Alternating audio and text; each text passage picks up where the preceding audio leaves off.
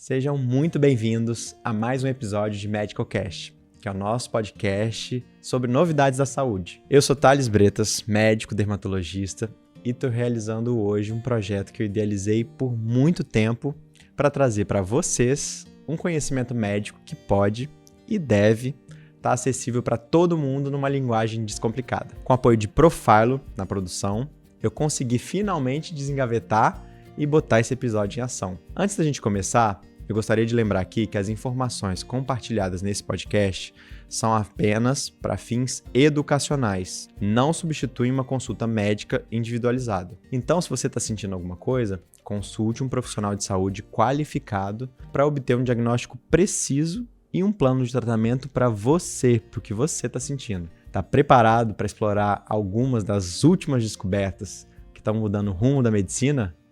Vamos começar?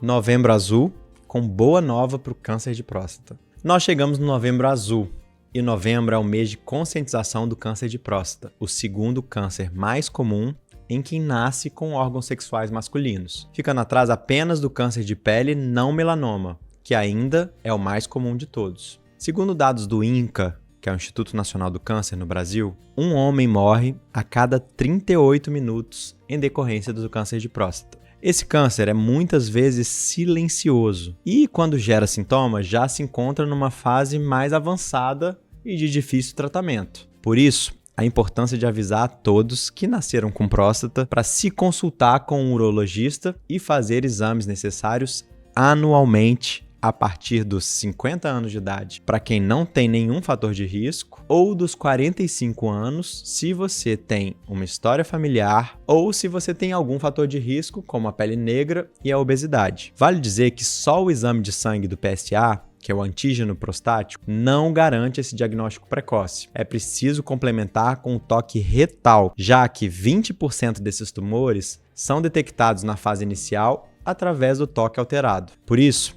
é importante vencer o preconceito e a desinformação e ter essa rotina de cuidados com o seu corpo de natureza masculina. E além desse recado da prevenção, eu venho aqui também trazer uma boa notícia para quem teve esse diagnóstico. Um estudo britânico recente apontou que o tratamento com radioterapia pode ser igualmente eficaz com uma dose bem menor da que a utilizada atualmente, reduzindo em até 75% a radiação total recebida pelo corpo que está em tratamento.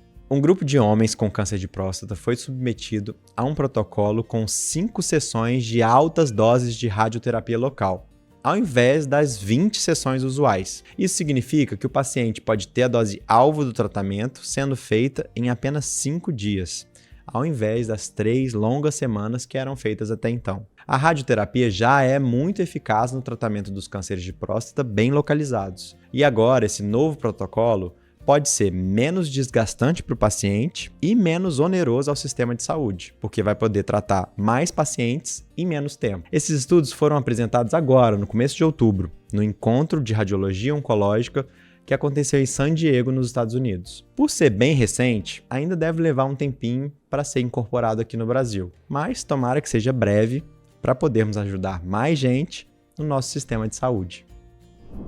Comer muito pouco carboidrato ou gordura pode diminuir a longevidade. Um estudo japonês revelou que homens que comem pouco ou nenhum carboidrato em suas dietas podem estar encurtando suas vidas, enquanto na população feminina, as mulheres que comeram pouca ou nenhuma gordura também tiveram esse mesmo efeito de diminuir a longevidade. Esse estudo confirma mais uma vez o que eu sempre tenho falado aqui. Nenhum extremo é 100% benéfico à saúde, e o equilíbrio sensato é sempre a melhor opção para se viver com mais qualidade e por mais tempo. Os pesquisadores mostraram que os homens que consomem menos de 40% de suas calorias diárias em carboidratos apresentaram risco aumentado de morrer por causas diversas. Já nas mulheres, as coisas são um pouquinho diferentes. Elas têm maior risco de morrer se os carboidratos, como açúcar, pães, massas, representarem mais de 65% das calorias que elas consomem. Já com relação às gorduras da dieta, nos homens,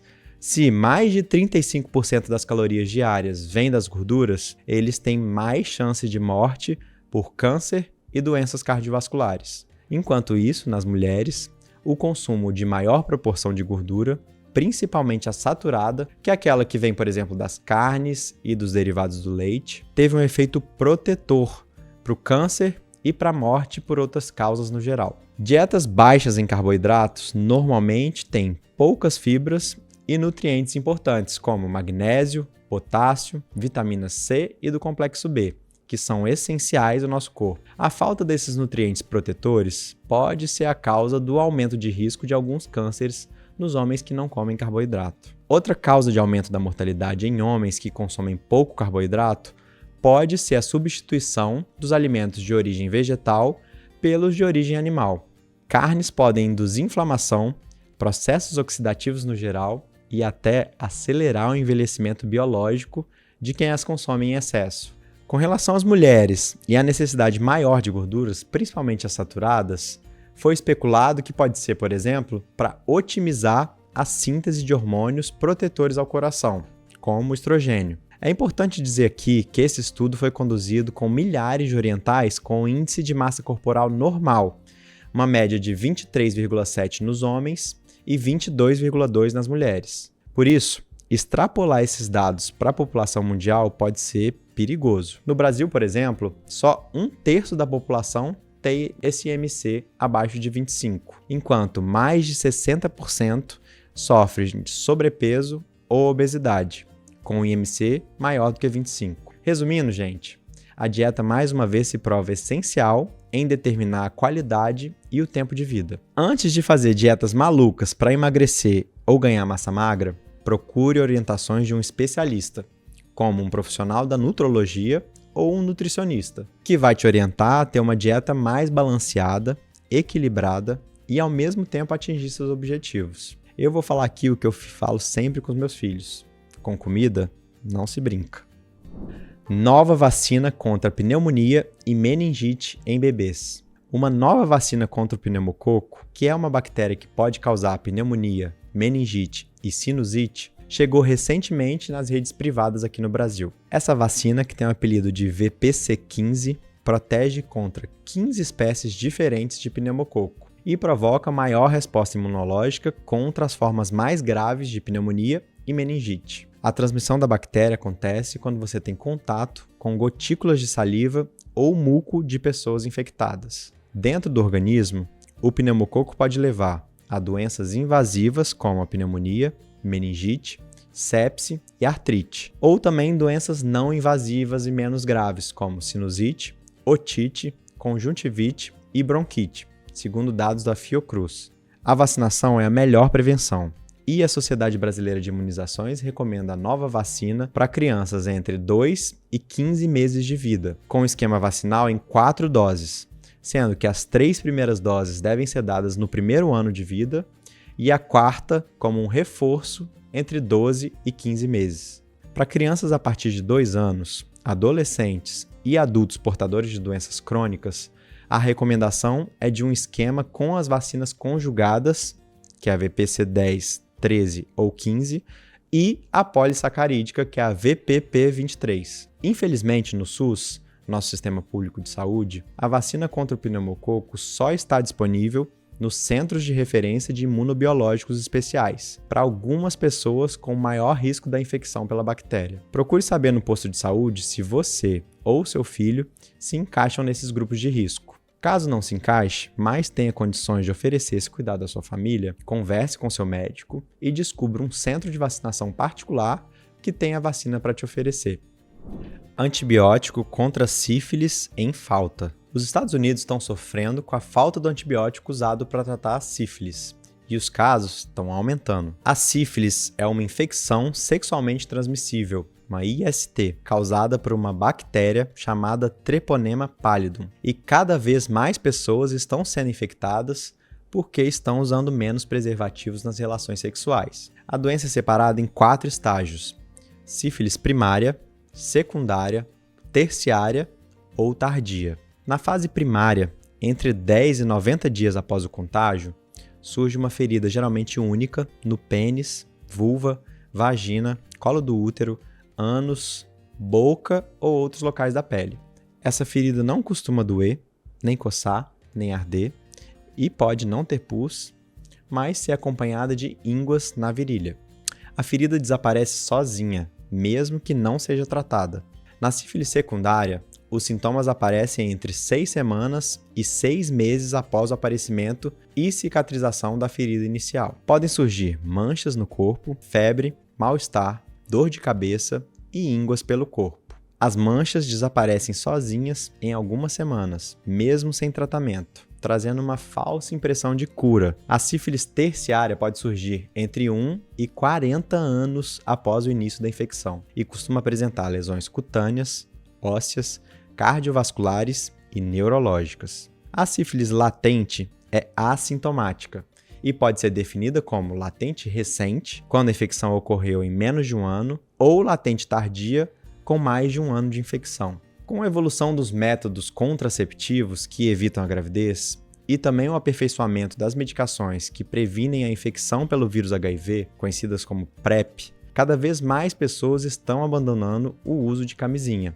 aumentando com isso os casos das outras ISTs. Nos Estados Unidos, de 2017 a 2021, os casos notificados de sífilis aumentaram cerca de 74%, e a sífilis congênita, que é aquela que a mãe transmite para o bebê durante a gravidez, aumentou mais de 203%, de acordo com dados do CDC. Por lá, o remédio usado para tratar a sífilis é uma penicilina injetável de longa duração chamada bicilina LA, parecida aqui com a penicilina benzatina, conhecida como benzetacil, e que a gente usa no Brasil para diversas coisas, inclusive para sífilis. Por aqui, os casos de sífilis adquirida tiveram um aumento de 336% na última década, e a maior prevalência ainda é no público masculino, cerca de 60%, e na faixa etária de 20 a 39 anos. 57% do total. E por isso também podemos sofrer com a escassez de benzetacil nos postos de saúde. Se você tem muita dificuldade de aderir ao preservativo, que é a camisinha, deve tomar um cuidado redobrado com as relações desprotegidas, fazendo, por exemplo, testes frequentes para diagnosticar e tratar a infecção na sua fase mais inicial, quando ainda pode não ter nem sintoma percebido. O teste rápido para sífilis pode ser feito nos postos de saúde, com resultados em até 30 minutos. Mas, de novo, a prevenção é sempre o melhor remédio. Novo remédio para emagrecimento. Em outubro desse ano, de 2023, a Anvisa aprovou mais um medicamento para controle da glicemia no diabetes do tipo 2, que tem efeitos importantes para o emagrecimento. A tirzepatida, conhecida pelo nome comercial de Mounjaro, é da mesma classe do Ozempic, que é um outro medicamento que ficou bem alta para perda de peso em pacientes com essa indicação. Os dois são peptídeos intestinais que atuam em receptores responsáveis por regular a fome. O diferencial do Mounjaro é que, além dele atuar no hormônio GLP-1, onde atua também o Ozempic, ele ativa um outro hormônio chamado GIP. Esses dois hormônios são produzidos naturalmente pelo nosso intestino, mas a produção em laboratório reforça a produção natural e controla melhor o apetite de quem tem diabetes e sobrepeso. Por isso, pesquisadores afirmam que ele pode gerar ainda mais sensação de saciedade e emagrecimento, diminuindo a compulsão alimentar. Os efeitos colaterais do Mounjaro são bem parecidos com o do Ozempic: enjoo, má digestão, refluxo, prisão de ventre, diarreia e tontura. Por enquanto, a Anvisa ainda não liberou o Mounjaro para emagrecimento, só para o tratamento do diabetes do tipo 2. Mas, assim como ocorreu com o Ozempic, essa liberação deve acontecer nos próximos meses. Como os dois medicamentos são vendidos sem necessidade da receita, o uso abusivo e sem controle médico pode trazer riscos graves ao paciente, como uma pancreatite, que pode ser evitada com acompanhamento regular e exames laboratoriais. O preço deles salgado é o que limita o consumo indiscriminado. Mas cuidado! Não saia comprando remédio porque alguém usou e emagreceu muito. Ele exige cuidados, um aumento progressivo das doses e um controle laboratorial periódico. Então essa notícia é para informar que temos mais esse recurso disponível para ajudar na perda de peso, mas ele precisa ser supervisionado e envolver outras atitudes para promover um emagrecimento saudável e duradouro. Antes de encerrar aqui, Eu gostaria de agradecer pro Philo, que me ajudou a andar com esse projeto, e a você, meu ouvinte, pelo apoio ao MedicalCast. Se você tiver alguma sugestão ou pergunta, por favor, entre em contato com a gente através das nossas redes sociais. Eu vou adorar ouvir vocês e compartilhar mais conhecimento. Gente, não esquece também de deixar seu like e de se inscrever no nosso canal para não ficar por fora das novidades de um dos mais importantes assuntos da atualidade. Com saúde, não dá para brincar. É sempre bom se atualizar. Beijos e até o próximo episódio.